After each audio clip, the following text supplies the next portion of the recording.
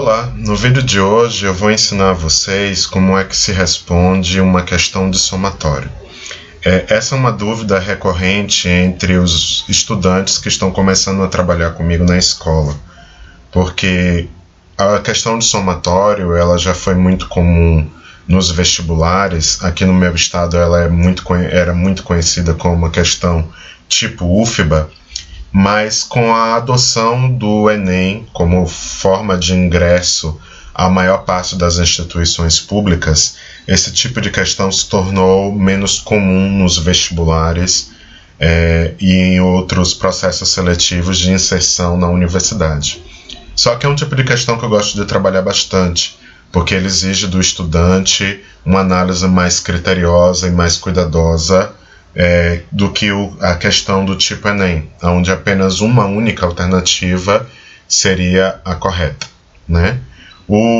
A questão do tipo somatório ela não tem grandes segredos, mas como os alunos já não estão mais tão habituados a esse tipo de questão, não é o modelo típico do Enem, então muitos deles têm assim, dúvidas de como realizar essas questões logo de início, quando começam a trabalhar comigo, né?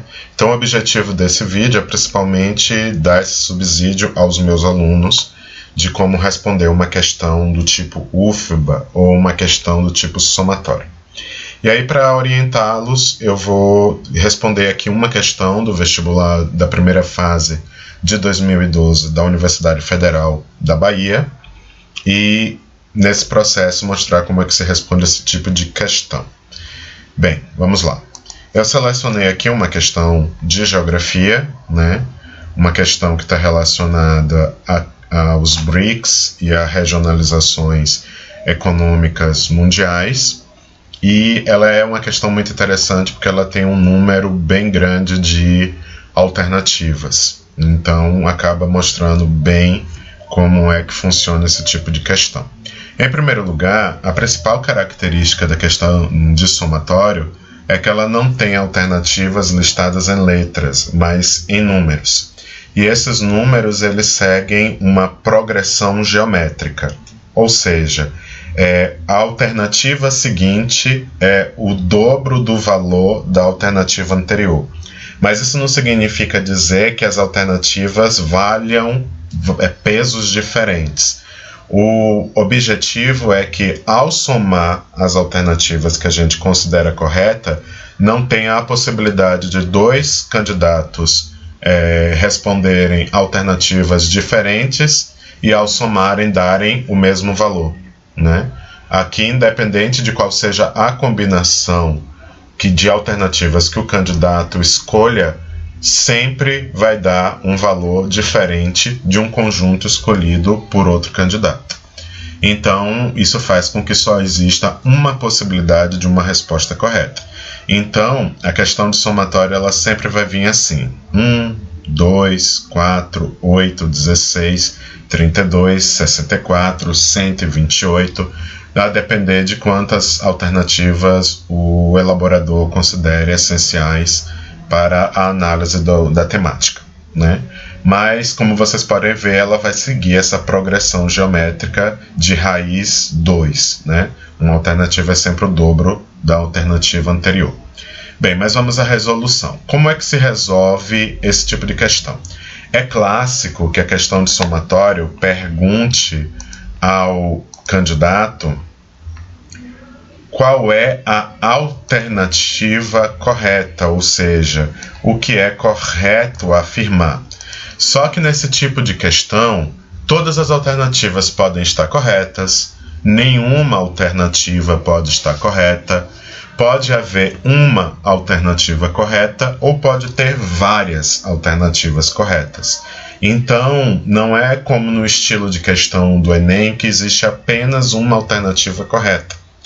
Existem várias que podem ser corretas, mas só que quando você vai dar a sua resposta, ao invés de você marcar o famoso verdadeiro e falso, né, você vai somar a numeração das alternativas que você marcou como correta. Então, como é que a gente responde esse tipo de questão? A gente começa a responder como se estivesse fazendo realmente um verdadeiro e falso. A gente vai analisando alternativa por alternativa e vamos relencando aquilo que a gente considera como correto, aquilo que a gente considera como incorreto. Vamos então à análise da questão. Deixa eu pegar aqui. Pronto, uma máquina de escrever. Questão 19. A partir da análise do mapa e dos conhecimentos sobre as relações internacionais econômicas e políticas na contemporaneidade, é correto afirmar.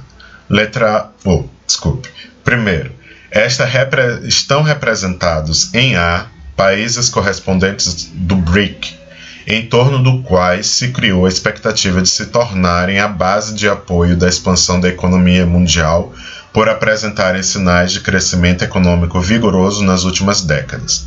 Como essa avaliação é de 2012, na época a África do Sul ainda não fazia parte do que hoje nós conhecemos como BRICS, né? Com S no final da sigla para fazer referência à África do Sul. Mas aqui a gente tem B de Brasil, R de Rússia, I de Índia e C de China. E se vocês analisarem no mapa, é justamente esses países que estão sinalizados de verde, que é aqueles que estão como alternativa A, né?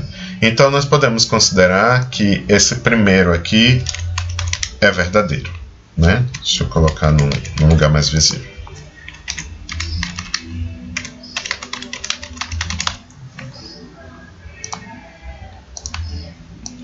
Então a primeira alternativa é verdadeira. Dando continuidade à análise, nós temos aqui a alternativa 2.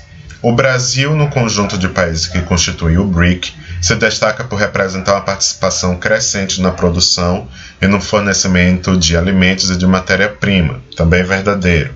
Até hoje, o Brasil é um grande produtor de alimentos e exportador de soja, café, né, laranja in natura e uma série de outros produtos alimentícios, né? E na época realmente ele estava tendo uma participação cada vez maior dentro do mercado internacional de commodities. Então nós temos aqui que é verdadeiro também. Alternativa 4.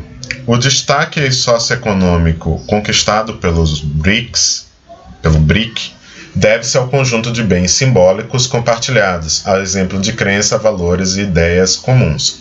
Bem, o BRICS é um bloco econômico e, como bloco econômico, os principais interesses são interesses econômicos, né? Os países que fazem parte do conjunto são muito diferentes em termos culturais e em termos ideológicos. Então, não há uma ligação muito de bens simbólicos entre esses países, mas de colaboração econômica e dentro do mercado internacional e de trocas econômicas entre os países e com outros países que comercializam com o grupo. Então, a alternativa 4 seria falsa, né? 8. Países culturalmente diferentes, dos quais o BRIC é um exemplo concreto, aproxima-se no mundo globalizado atual na defesa de interesses comuns, tais como comerciais, alfandegários e financeiros. Observe que a alternativa 8 ela apresenta os reais interesses do bloco econômico do BRICS, né? Não seria os valores simbólicos, os bens simbólicos como na alternativa 4, mas interesses comerciais, alfandegários e financeiros como a alternativa 8 afirma. Então, nós podemos dizer que o 8 é verdadeiro. 16. Verifica-se em B, né, e aí aqui a gente tem que voltar no mapa e vamos ver aqui que nós temos alguns países da região norte da África, do chifre africano, né? E ele diz o seguinte: verifica-se em B o fenômeno da diversidade cultural entre as populações que o compõem. Verdade. Os países do continente africano, apesar do que o senso comum costuma afirmar, são formados por países muito diversos, etnicamente, culturalmente, religiosamente, economicamente. Então, a África, ela pode ser tudo, menos homogênea. Então, sim, um fenômeno de diversidade cultural entre as populações que o compõem. Identificada na divisão da religião islâmica entre xiitas e sunitas, né? A norte da África são de países de maioria muçulmana, então até então está correto. Na presença das religiões locais tradicionais, também existem outras religiões, sobretudo religiões animistas, e na disputa do poder entre grupos étnicos e políticos que controlam territórios de valor econômico e estratégico. Nós temos aqui países que são fornecedores de petróleo, nós temos o Egito aqui que tem o controle sobre o canal de Suez. Então nós temos aqui realmente várias disputas territoriais por questões econômicas e por valores estratégicos desse espaço. Então, nós temos aqui mais uma alternativa verdadeira, né? 32. Ocorre em C, e aí é que a gente tem que analisar quem são C, né? Seria aqui apenas os Estados Unidos, né? Apesar que eles esqueceram de marcar o Alasca, que também faz parte dos Estados Unidos, aqui mais ao norte, mas a gente tem aqui a parte principal do território nacional dos Estados Unidos. Ocorre em C contradições na política externa relativa às repúblicas socialistas de Cuba e da China. Sim, os Estados Unidos, desde o período da Guerra Fria, que se pôs dentro da geopolítica internacional como um opositor aos sistemas socialistas que surgiram na época, né? A União Soviética, a República Popular da China, né? A Cuba, depois da Revolução Socialista promovida por Che Guevara e Fidel Castro, né? E até hoje os Estados Unidos mantêm uma certa rivalidade com os países que ainda adotam um regime socialista. Só que uma rivalidade ainda mais no campo do ideológico, no campo do econômico, né, de disputa comercial. Atualmente as disputas comerciais dos Estados Unidos com a China têm então ganhado uma tônica mais evidente, tem subido o tom, né? Então, até então está correto, pois enquanto os Estados Unidos mantêm restrições comerciais e políticas com a primeira, até hoje os Estados Unidos mantêm parte dos embargos a Cuba, que são ainda do período da Guerra Fria, cultivam com a segunda relações político-diplomáticas e comerciais consistentes. Apesar de atualmente os Estados Unidos estar subindo o tom em relação à China nessa disputa por hegemonia econômica e comercial, né, no período de 2012, né, que é a primeira década do século XXI, as relações econômicas com a China eram bem mais como é que eu posso dizer, bem mais harmônicas, talvez essa palavra nem esteja correta, mas eram mais estáveis, como a questão diz, eram mais consistentes. Mas até hoje existem grandes relações econômicas entre os dois países, inclusive os Estados Unidos têm uma determinada dívida pública relacionada à China, né? Tem dívida pública com a China, entre uma série de outras negociações antigas e atuais. Então, verdadeiro. Agora só falta analisar a alternativa 64. Após 2008, vencida a crise que atingiu os países capitalistas, e aí ele se refere à crise do subprime, né? A bolha imobiliária que estourou nos Estados Unidos em 2008 e que acabou provocando recessão econômica não só nos Estados Unidos e nos países desenvolvidos como os países da União Europeia, mas vai atingir todo o planeta com mais força sobre os países subdesenvolvidos. Verifica-se o equilíbrio político e econômico entre os Estados Unidos e os países pertencentes ao BRIC, né? Em particular nas decisões do G20. Não existe esse equilíbrio, sempre existe uma disputa muito grande entre os Estados Unidos e os países do BRIC, né? Hoje, essa disputa tem se tornado muito mais evidente, e as decisões do G20 são capitaneadas principalmente pelos Estados Unidos e pelos países que fazem parte da União Europeia. Então não existe esse equilíbrio também nas decisões do G20. Então nós podemos afirmar que 64 é falso. Pronto. Numa questão de somatório, depois que vocês fazem esse processo de identificar o que é verdadeiro e o que é falso, vocês têm que partir para o somatório, que é o que dá o nome à questão. O somatório das alternativas que você considerou como verdadeira. Afinal, como vocês podem ver aqui marcado de verde, a questão quer saber o que é correto afirmar, né? Então, para vocês visualizarem a conta aqui, né, vamos usar uma calculadora. O que é que a gente vai fazer? A gente vai pegar todas as alternativas que nós colocamos como verdadeira e vamos somar os números dela. Então, a gente tem aqui alternativa 1 mais alternativa 2 mais alternativa 8 mais alternativa 16 mais alternativa 32 e por fim, né, isso, a 64 foi falsa. Então, como vocês podem ver aqui, ó, o resultado final vai dar 59. Então, o somatório das alternativas 1 e 2, 8, 16 e 32 vão dar 59. E aí, após fazer esse somatório, vocês podem observar que na questão do somatório nós temos alguns quadradinhos que é para inserirmos o resultado da nossa conta. Então, como a nossa conta deu 59, a resposta que eu vou colocar aqui é 5 e 9.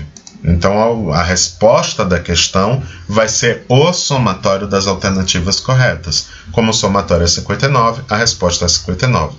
Então, não é resposta para esse tipo de questão colocar por extenso, né, o número 59, né, escrever 59, não é resposta para esse tipo de questão, como também não é resposta para esse tipo de questão colocar o somatório, ou seja, colocar o cálculo. Não, você nem vai colocar o cálculo, nem vai colocar a resposta por extenso. A resposta é exclusivamente o número do resultado da soma, no caso 59. É importante que vocês tenham isso em mente, porque as minhas avaliações costumam ser online, né? E no formulário do Google vocês vão ter uma caixinha onde vocês vão digitar esse número. Se vocês fizerem qualquer coisa diferente de colocar o número, o formulário vai reconhecer como incorreto. Então é essencial que vocês coloquem na resposta apenas o número do resultado final do seu somatório, ok? Bem, para quem são meus alunos, qualquer dúvida que vocês tiverem ou uma explicação adicional que vocês precisem, vocês só precisam entrar em contato comigo. O meu número de telefone fica lá na listagem dos integrantes do grupo oficial da escola. É só vocês me chamarem no inbox que eu tiro qualquer outra dúvida que vocês ainda tiverem sobre esse tipo de questão. Muito obrigado, até a próxima.